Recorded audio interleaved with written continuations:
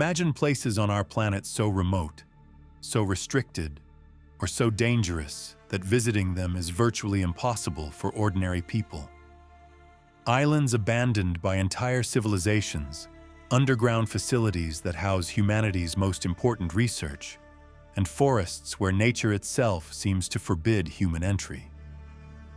These aren't fictional locations from adventure movies. They're real places that exist right here on Earth, each with fascinating stories that explain why access is so strictly limited. Tonight, we're exploring 10 more of the most forbidden and unreachable places on our planet.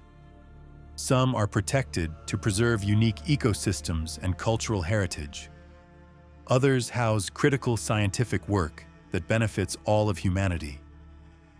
A few are simply too dangerous for human visitors, while others require such specialized access that only a handful of people ever get to see them. What you're about to discover will show you incredible corners of our world that most people will never experience firsthand.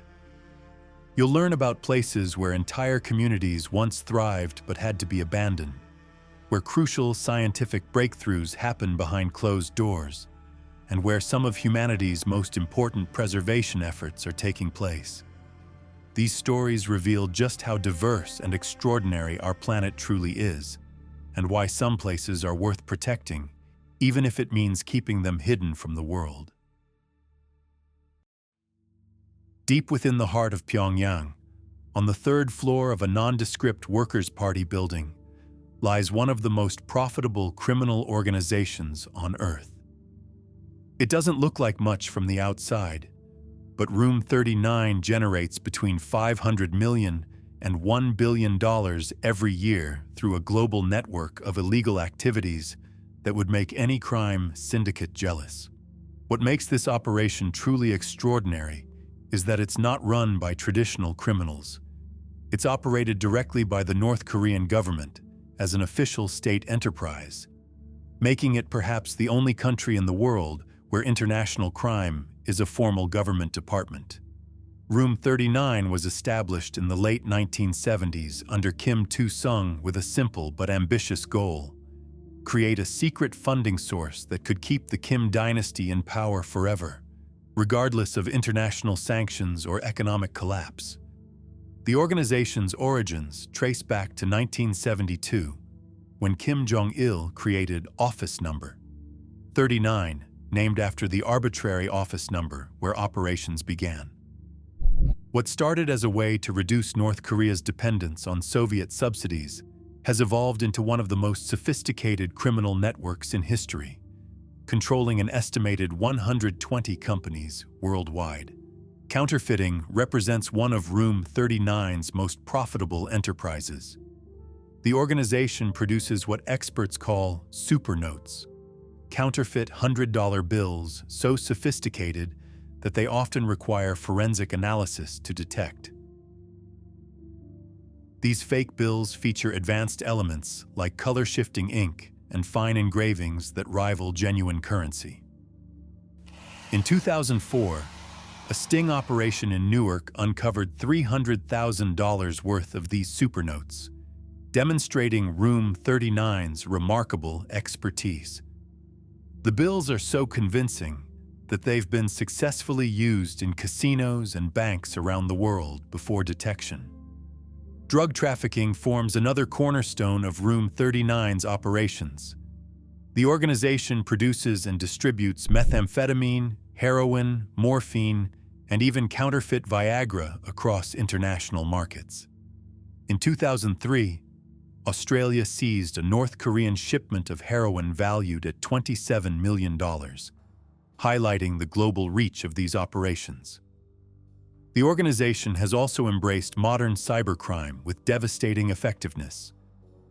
North Korean hacking groups like the notorious Lazarus Group operate under Room 39's auspices, executing high-profile cyber attacks, including the 2014 Sony Pictures hack and numerous cryptocurrency thefts that have netted millions in digital assets. Room 39 operates through an extensive network of overseas workers in what amounts to state-sponsored human trafficking. Since 2011, as many as 100,000 North Koreans have been sent to construction sites in the Middle East, farms and shipyards in Europe, Russian logging camps, and Chinese factories. Workers who've escaped describe prison-like conditions where they're confined to barracks,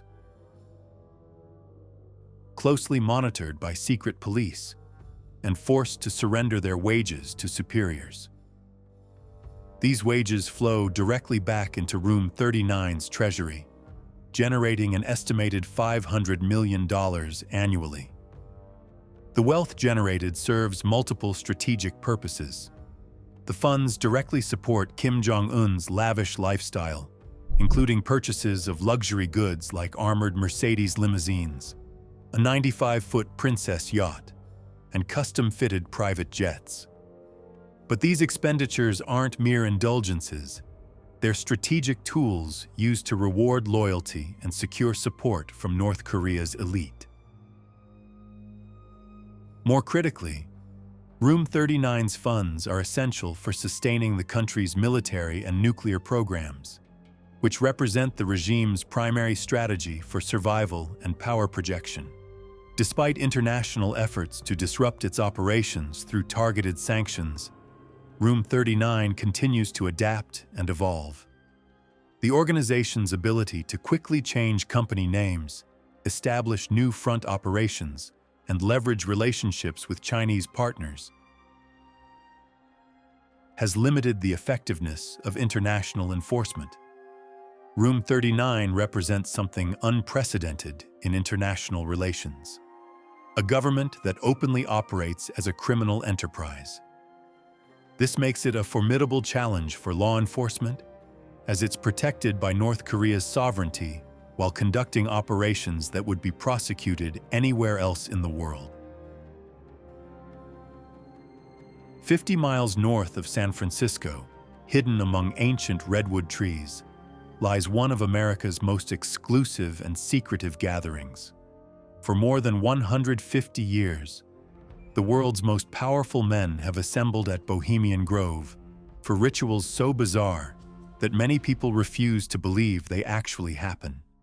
Every July, presidents, Supreme Court justices, corporate leaders, military officials, and media executives disappear from public view for more than 2 weeks.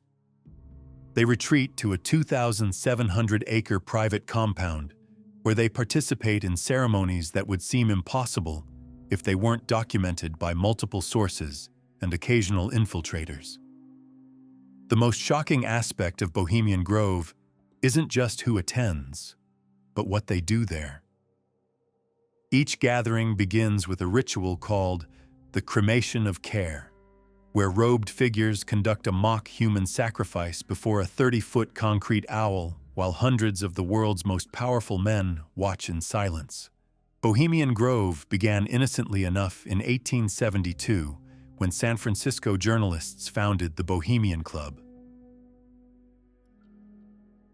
The first outdoor gathering occurred in 1878, with fewer than 100 members camping in the redwoods.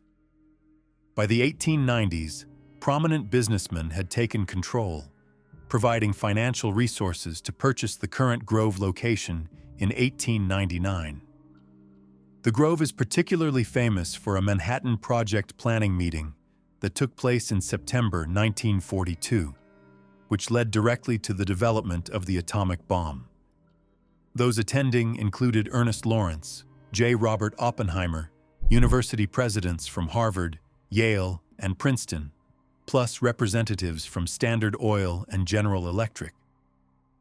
This meeting demonstrates the real power wielded at Bohemian Grove.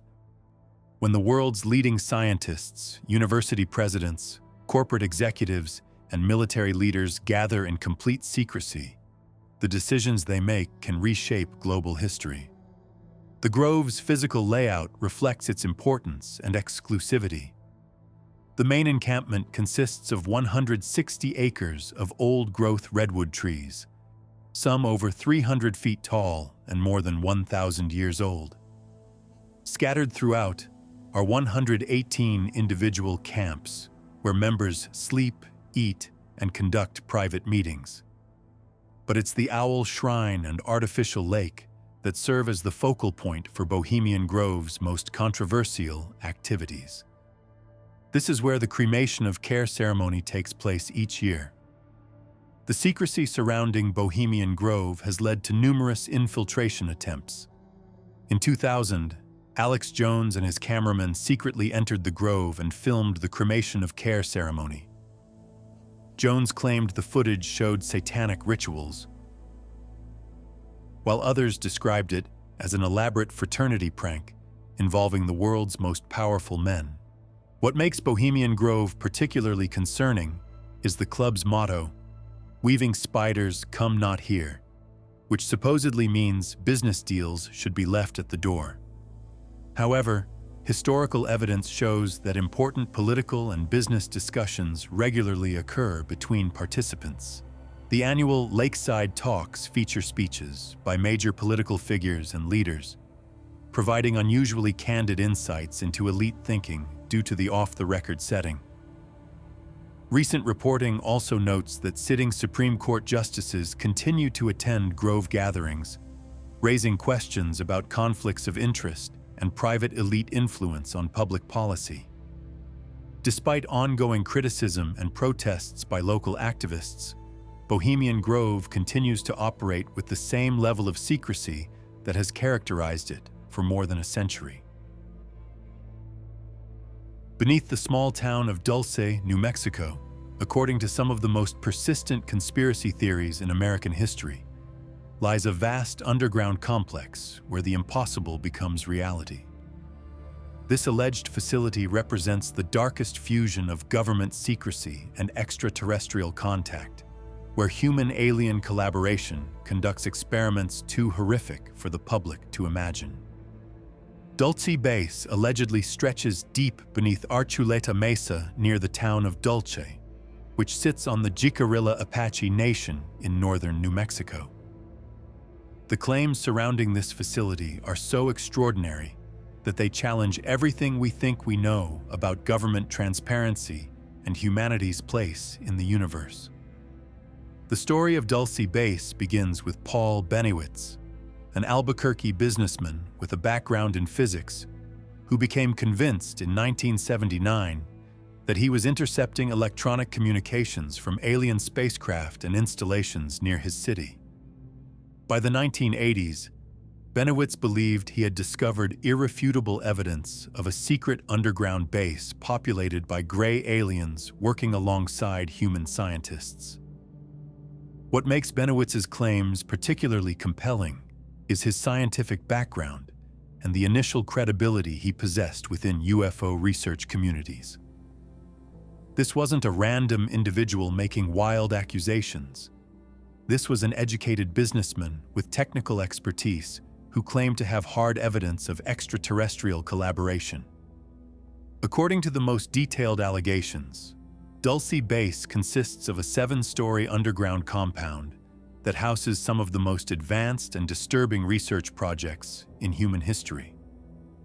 The facility allegedly contains laboratories where human-animal hybrids are created, where human-alien hybrids are developed and studied, and where technologies far beyond current human capabilities are tested and refined.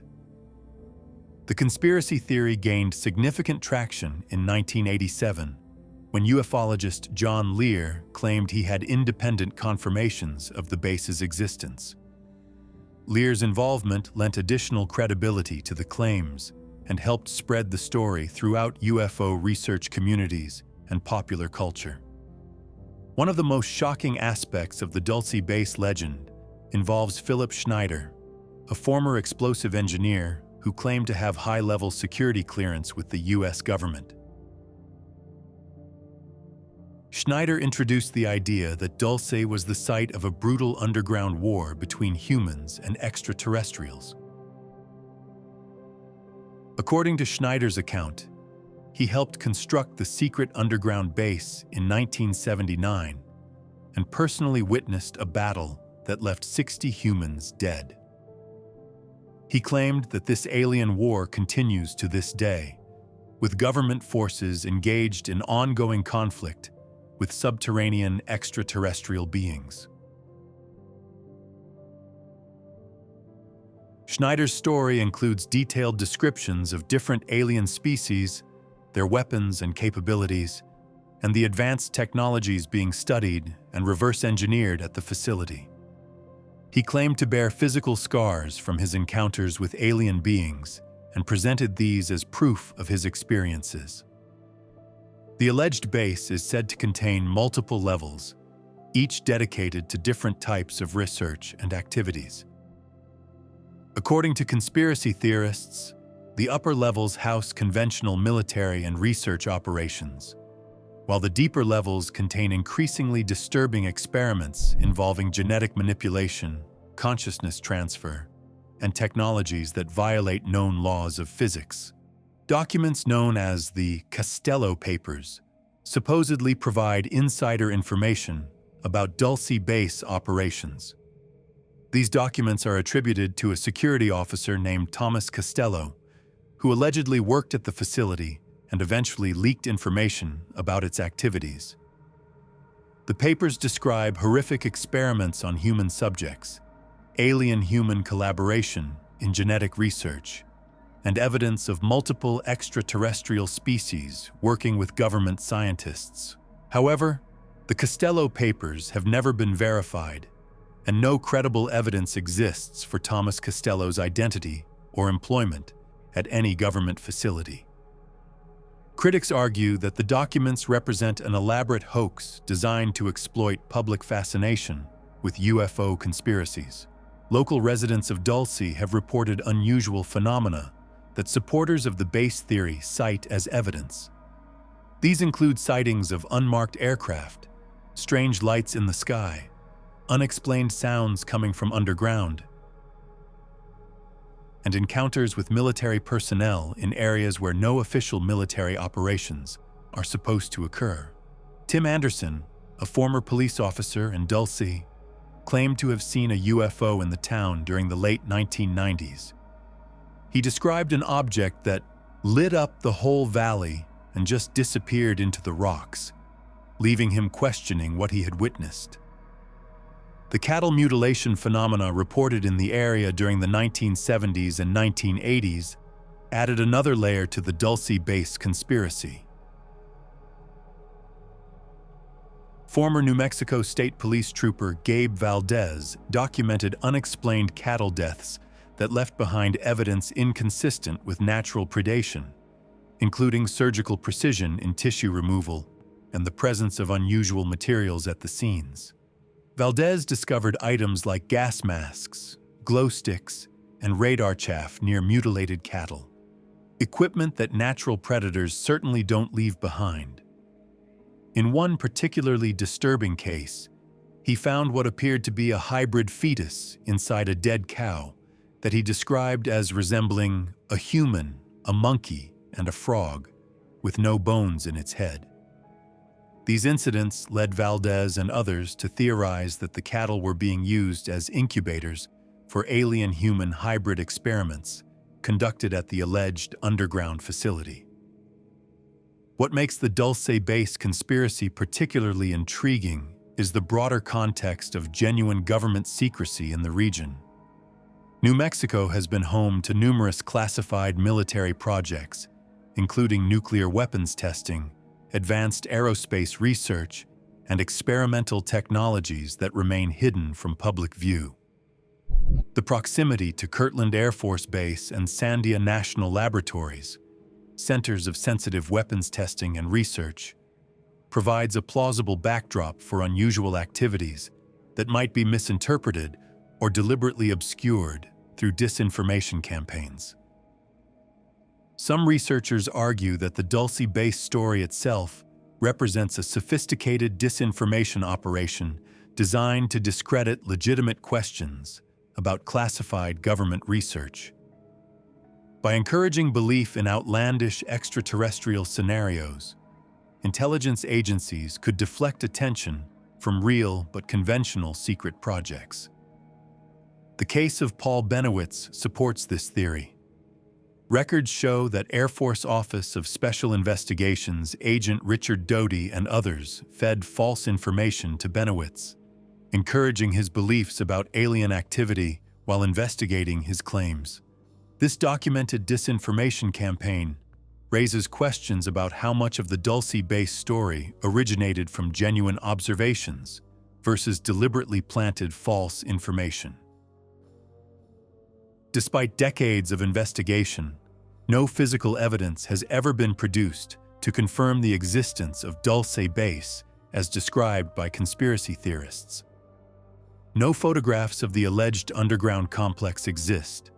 No employees have come forward with verifiable proof of employment, and no government documents acknowledge the facility's existence. Deep in the Ural Mountains of Bashkortostan, Russia, sits a town that doesn't appear on most maps and cannot be visited by outsiders under any circumstances. Mezhgorye is a closed city housing over 17,000 people, all believed to work on one of the most secretive military projects in human history. What makes Mezhgorye uniquely terrifying isn't just its secrecy, but what intelligence agencies believe lies buried beneath nearby Mount Yamantau. According to Western analysts, this mountain conceals a massive underground complex that could represent humanity's preparation for its own destruction. A facility designed to preserve Russian leadership in the event of global nuclear war. Mezhgorye was founded around 1979. Initially known by cover names Ufa 105 and Beloretsk 16.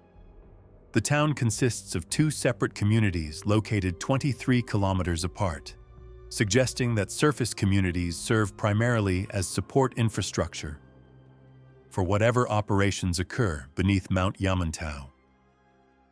What captured Western attention was the massive excavation work that began around the mountain in the early 1990s. U.S. satellite imagery revealed enormous spoil piles, new railway connections, and construction activity on a scale that defied easy explanation. The work continued even after the Soviet Union's collapse, suggesting this project remained a high priority. Intelligence estimates suggest billions of dollars were spent on the Yamantau project during the 1990s, an extraordinary expenditure for a country experiencing severe economic difficulties. The scale of investment indicates that Russian leadership viewed this project as essential for national survival. When pressed for explanations, Russian officials provided contradictory responses, claiming the work involved civilian mining, food storage, treasure storage, or simply activities in the interests of strengthening Russia's security. This deliberate evasiveness has only fueled suspicion about the facility's true purpose. The most widely accepted theory among Western intelligence analysts is that Yamantau conceals a massive continuity of government complex designed to preserve Russian leadership during and after nuclear war. Evidence includes the facility's location in a geologically stable area far from major population centers and potential targets. Intelligence reports suggest the underground complex might house 60,000 or even 300,000 people, though these figures remain unverified. If accurate, such capacity would exceed any known underground facility and represent preparation for preserving not just leadership, but significant portions of government, military, and scientific personnel. But the secrecy surrounding Mezhgorye extends beyond the underground facility. Access roads are guarded, airspace is restricted, and outside visitors are strictly prohibited. This level of security suggests that whatever exists beneath Mount Yamantau remains operationally significant. Recent developments indicate that Mezhgorye remains active and important to Russian strategic planning. Intelligence reports suggest continued maintenance and possible expansion, indicating that the project serves ongoing rather than historical purposes. Hidden beneath the rolling countryside of Wiltshire, England, just miles from the historic city of Salisbury, lies Britain's most secretive and controversial military research facility. For over a century, Porton Down has been the epicenter of chemical and biological weapons research, a place where some of humanity's most dangerous experiments have been conducted behind walls of absolute secrecy. What makes Porton Down truly terrifying isn't just the deadly pathogens and nerve agents studied within its laboratories, but the documented history of human experimentation that reads like something from a dystopian nightmare. This 7,000-acre complex has been the site of tests so unethical that they resulted in deaths, lawsuits, and parliamentary investigations that continue to this day. Porton Down opened in 1916 as the War Department Experimental Station, established in response to German chemical weapons attacks during World War I. The laboratory's initial mission was to develop Britain's own chemical weapons capabilities, focusing on agents like chlorine, mustard gas, and phosgene that were already devastating battlefields across Europe. By 1918, what had started as two simple huts had grown into a massive hutted camp, housing 50 officers and 1,100 other personnel. The facility's importance became clear when the focus for anti-gas defense and respirator development moved from London to Porton Down in 1917, establishing it as Britain's primary center for chemical warfare research. After World War I ended, the government faced a crucial decision about the future of chemical warfare research. The Holland Committee, established in 1919, recommended that work should continue at Porton Down despite the war's end. This decision would prove to have devastating consequences for thousands of people over the following decades. Throughout the 1920s and 1930s, Porton Down expanded rapidly as tensions grew across Europe. By 1938, the international situation prompted the cabinet to authorize offensive chemical warfare research and the production of war reserve stocks.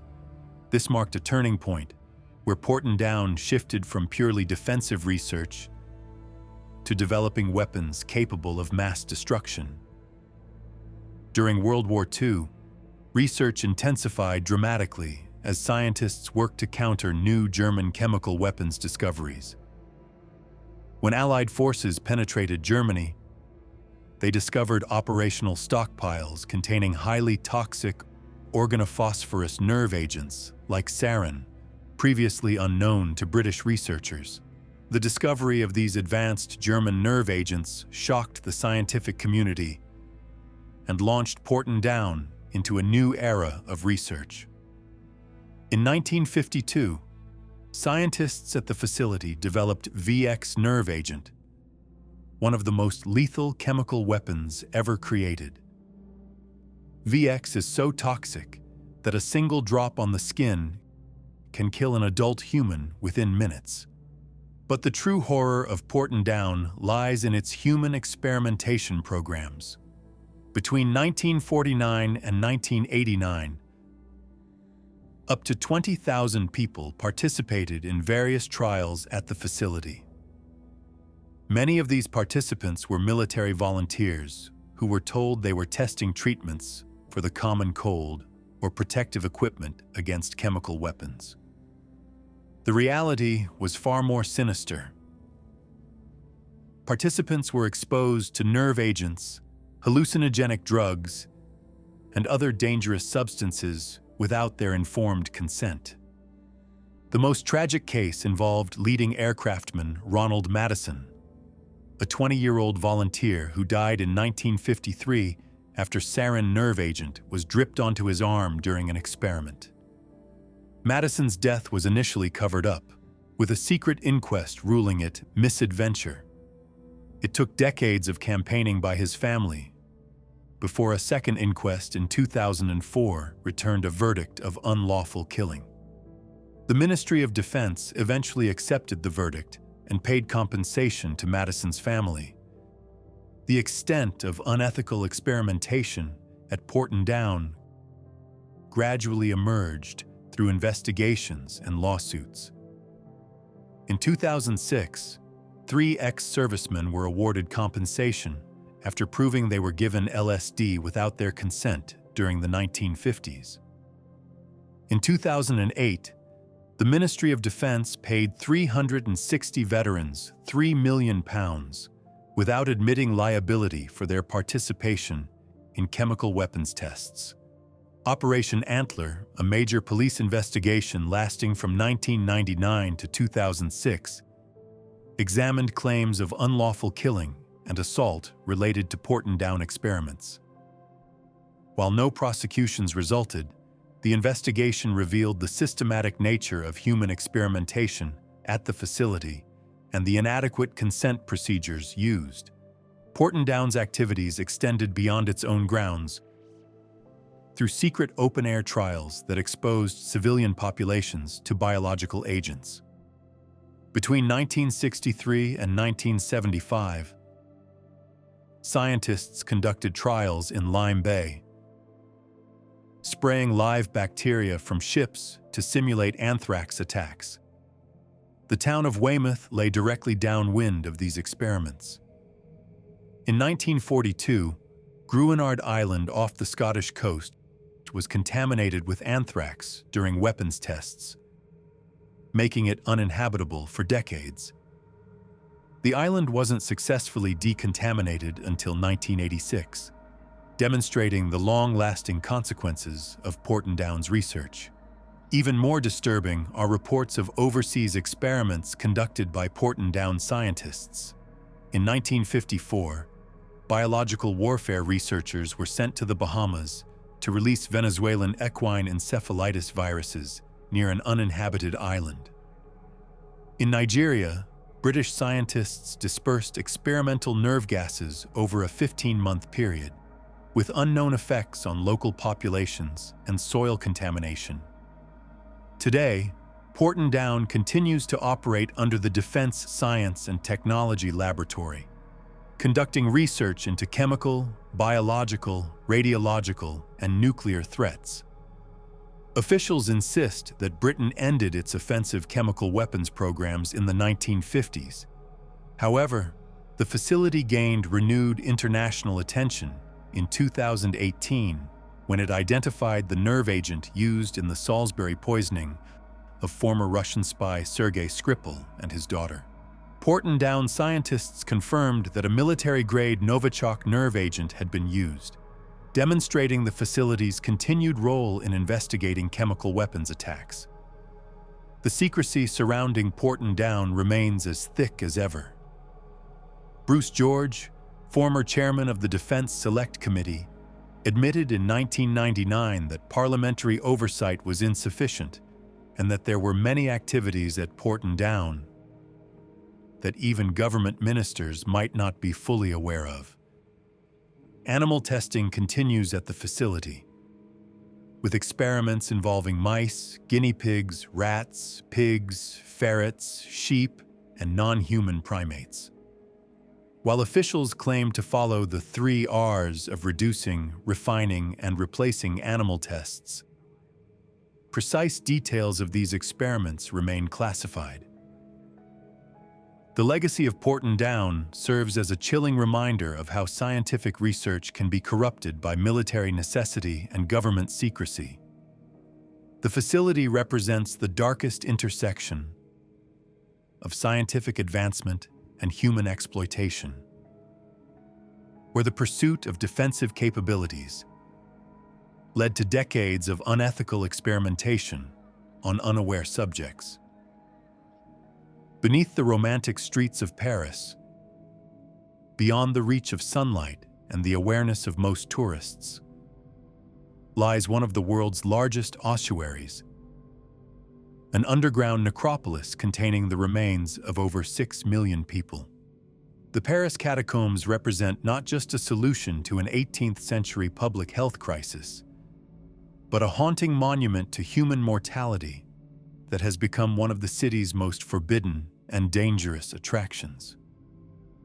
What makes the catacombs truly extraordinary isn't just the sheer number of skulls and bones arranged in displays, but the fact that only a tiny fraction of this 300-kilometer underground network is legally accessible to the public.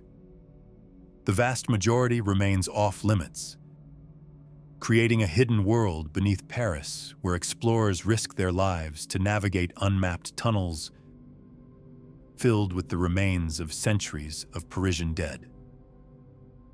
The story begins with a public health catastrophe that threatened to destroy Paris itself. By the 18th century, the city's burial practices had created conditions so horrific that they posed a genuine threat to the living. The largest cemetery, Holy Innocents, had been in continuous use for over 500 years, creating a 2-meter-high mound of earth filled with centuries of decomposing bodies. The crisis reached its peak in May 1780 when a basement wall in a property adjoining Holy Innocents collapsed under the weight of the mass grave behind it.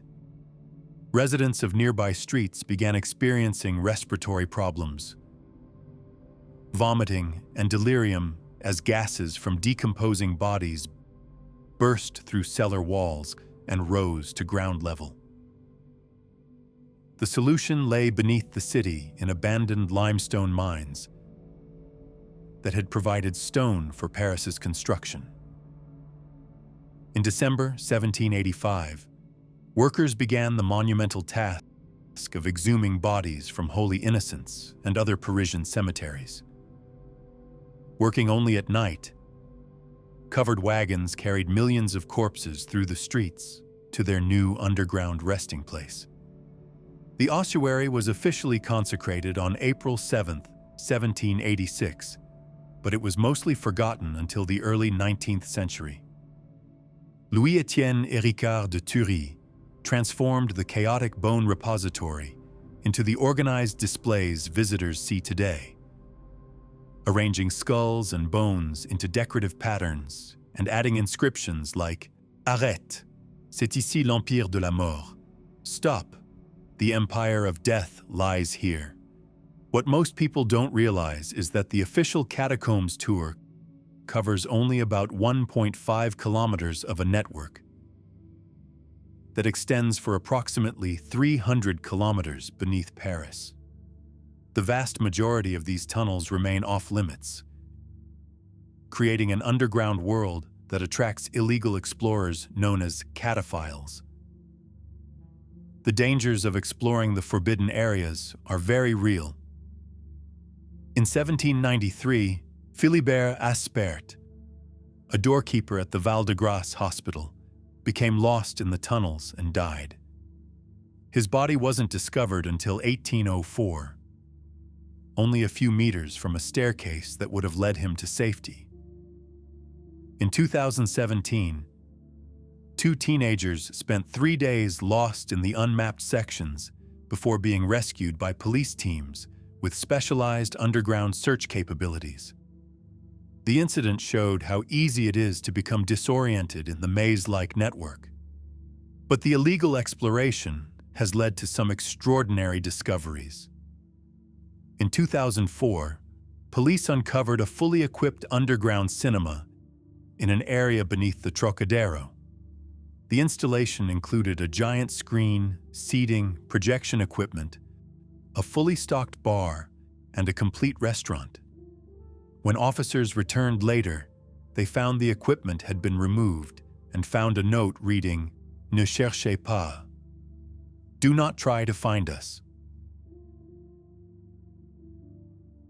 100 miles west of mainland Scotland, rising from the violent North Atlantic like the last remnants of a lost world, sits the St. Kilda Archipelago, a cluster of islands so remote and forbidding that they have defeated every attempt at permanent human habitation. Hirta, the largest of these islands, is a striking example of humans surrendering to nature in modern times. What makes St. Kilda truly extraordinary isn't just its stunning isolation, but the story of how an entire civilization that had survived for over 2 millennia finally abandoned their ancient homeland in 1930, leaving behind a perfectly preserved time capsule of traditional Scottish island life. The landscape of St. Kilda is unlike anywhere else on Earth.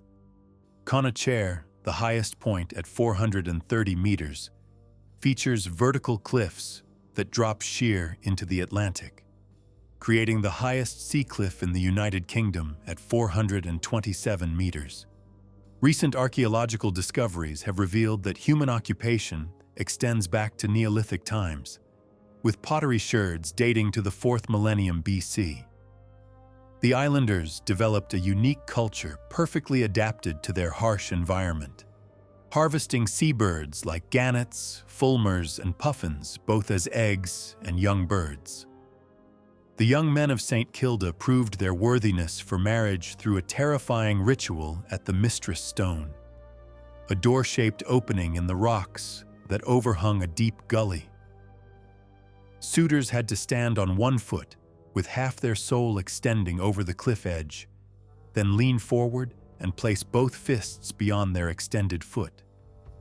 The islanders built over 1,260 unique stone structures called cleats, small, wind-resistant huts used for drying and storing food. Life was governed by a daily parliament, held each morning where all adult males would discuss the day's activities in a democratic system that functioned for centuries without serious conflict. The isolation that protected St. Kilda's unique culture also made it vulnerable to outside influences. In the 19th century, steamship tourism brought diseases to which the St. Kildans had no immunity. The Canatan Nagal, or boat cough, became regular, and infant mortality rates reached 80%, due to tetanus infantum introduced by visitors. The First World War marked the beginning of the end.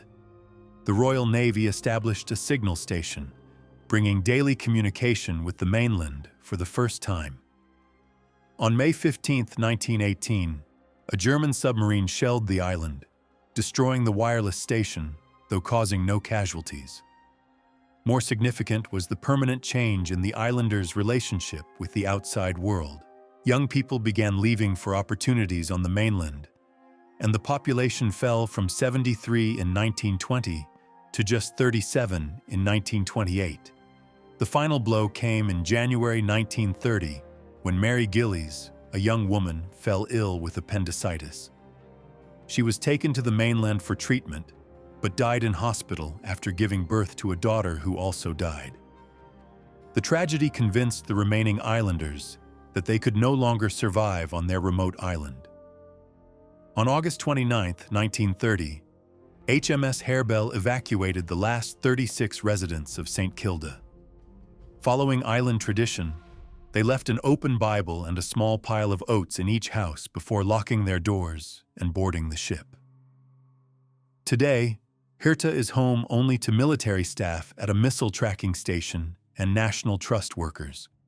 Access is tightly controlled, depends on the weather, and visitors can only stay at a simple summer campsite. Rising from the East China Sea like the ghost of Japan's industrial past, Hashima Island presents one of the most haunting and controversial sites in the modern world. Known as Battleship Island for its resemblance to a warship when viewed from a distance, this 6.3-hectare artificial island represents both the triumph and tragedy of rapid industrialization. Today, Hashima stands as a crumbling monument to human ambition and suffering, its concrete buildings slowly collapsing into the sea, while bitter controversies rage over how its dark history should be remembered. For most visitors, access is severely restricted to a small viewing platform, while the vast majority of the island remains strictly forbidden, a decision that reflects both safety concerns and the explosive political tensions surrounding the island's past. Hashima's transformation from a small rocky outcrop to an industrial fortress began in the 1880s when coal was discovered beneath the seabed. Mitsubishi Mining Company purchased the island in 1890 and embarked on an ambitious project to extract coal from underwater mines that eventually reached over a kilometer deep into the ocean floor. The engineering challenges were extraordinary. To accommodate the growing workforce needed for the dangerous underwater mining operations, Mitsubishi had to dramatically expand the island through land reclamation, eventually tripling its original size. In 1916, they constructed Japan's first large reinforced concrete building, a 7-story apartment block designed to withstand the typhoons that regularly battered the exposed island. By 1959, Hashima had achieved something unprecedented in human history: a population density of 83,634 people per square kilometer across the entire island, making it the most densely populated place on Earth. Over 5,200 people lived in towering concrete apartment blocks that rose from the seawalls like a fortress against the ocean. The island became a complete urban environment in miniature.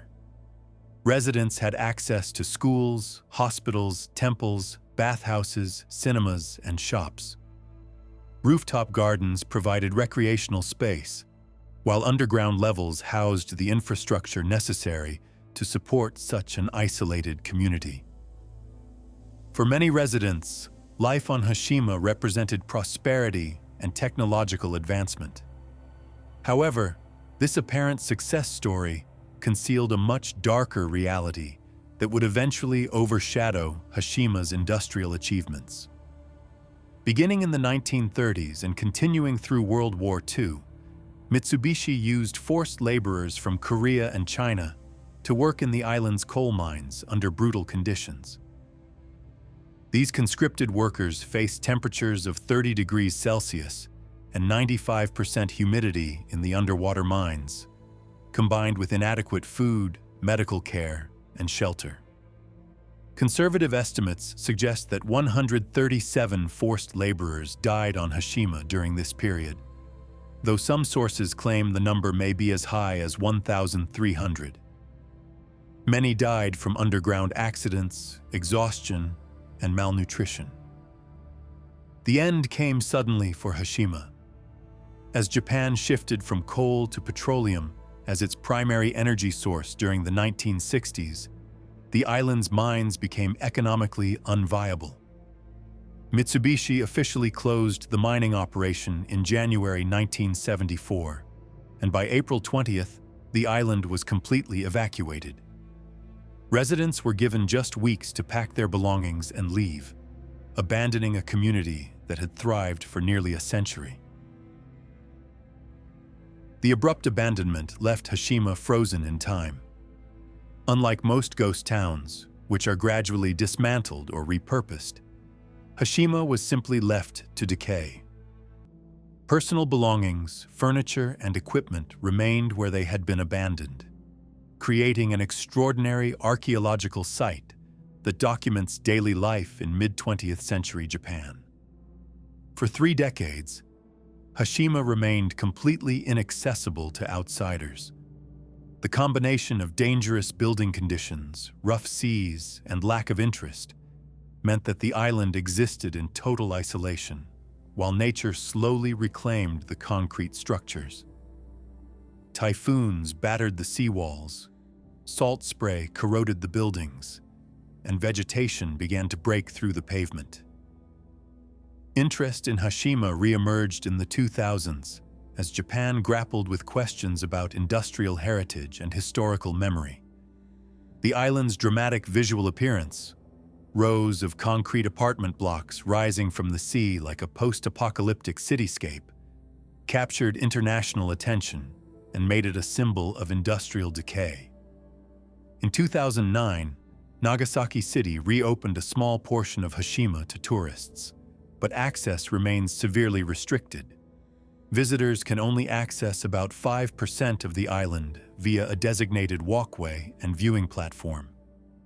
The remaining 95% is strictly off-limits due to the very real danger of collapsing buildings and unstable structures. These safety restrictions reflect the ongoing deterioration of Hashima's concrete infrastructure. Decades of exposure to salt air and extreme weather have caused extensive damage to the reinforced concrete buildings. Exterior walls have collapsed, floors have given way, and entire sections of some buildings have crumbled into rubble. The restricted access has sparked controversy among preservation advocates who argue that more of the island should be opened to demonstrate the full scope of its historical significance. However, engineers estimate that making the island fully accessible would require massive investment in structural repairs and safety measures that would fundamentally alter its character as an abandoned site. Hashima's designation as a UNESCO World Heritage Site in 2015 intensified international attention on the island, but it also created new controversies. South Korea and China initially opposed the designation due to the island's history of forced labor, leading to a diplomatic compromise in which Japan agreed to acknowledge the use of forced workers. However, the implementation of this agreement has become a source of ongoing tension. The Industrial Heritage Information Center, opened in Tokyo in 2020 to provide context about sites like Hashima, has been criticized for presenting testimonies that deny the occurrence of forced labor or discrimination against Korean workers. UNESCO's 2021 investigation found that Japan had failed to adequately address the forced labor issue, with committee members noting that displayed testimonies convey the message that there were no instances of Koreans and others being forced to work on Hashima. This has led to continued diplomatic pressure and demands for more accurate historical representation. The controversy reflects broader tensions about how Japan remembers its wartime actions and the challenge of presenting industrial heritage sites that embody both technological achievement and human suffering. For many visitors, Hashima represents a powerful symbol of how progress can come at the cost of human dignity. Today, access to Hashima remains dependent on weather conditions and advance booking. Tours from Nagasaki port take visitors to the island's small landing platform, but rough seas frequently force cancellations. Even when tours operate successfully, visitors are confined to the designated viewing area and cannot explore the ruins that make Hashima so compelling. The island's future remains uncertain. Continued deterioration of the concrete structures threatens both safety and historical preservation, while the political controversies surrounding its wartime history complicate efforts to develop sustainable tourism or conservation strategies. Deep within a sandstone mountain on the remote Norwegian island of Spitsbergen, 130 meters above sea level and 1,300 kilometers from the North Pole, lies humanity's ultimate insurance policy against catastrophe. The Svalbard Global Seed Vault, known worldwide as the Doomsday Vault, represents one of the most ambitious preservation projects in human history. The Seed Vault is extraordinary, not just for storing over 1 million seed varieties, but because our survival depends on protecting the genetic diversity of the crops we eat. The vault's location in the Arctic archipelago of Svalbard was chosen for reasons that reveal the stark realities of global catastrophe planning. Spitsbergen lacks tectonic activity, enjoys political stability, and maintains natural permafrost that provides backup refrigeration even if mechanical systems fail. The Seed Vault officially opened on February 26, 2008, after years of planning led by conservationist Carrie Fowler. The facility required cutting deep into the sandstone mountain to create 3 storage halls capable of holding 4.5 million seed samples. The seeds are stored at -18 degrees Celsius in sealed aluminum packages. What distinguishes the Seed Vault from other conservation efforts is its role as a backup for existing gene banks around the world. The facility operates like a safe deposit box. Depositors retain ownership of their seeds, and only they can access their specific samples. This ownership structure has already proven crucial. In 2015 and 2017, the International Center for Agricultural Research in the dry areas withdrew seeds they had deposited after their main gene bank in Syria became inaccessible due to civil war. The seeds were regenerated in Lebanon and Morocco, proving that the vault's backup function works exactly as intended. As of 2025, the Seed Vault holds over 1.35 million seed accessions from 127 depositors, representing more than 13,000 years of agricultural history. The depositors include major international research centers, national gene banks, and indigenous communities. However, the Vault's mission has faced unexpected challenges. In October 2016, unusually warm temperatures and heavy rainfall caused significant water intrusion into the entrance tunnel. While no seeds were damaged, the incident highlighted how even Arctic permafrost cannot be taken for granted in an era of climate change. Access to the Seed Vault is strictly controlled for multiple reasons.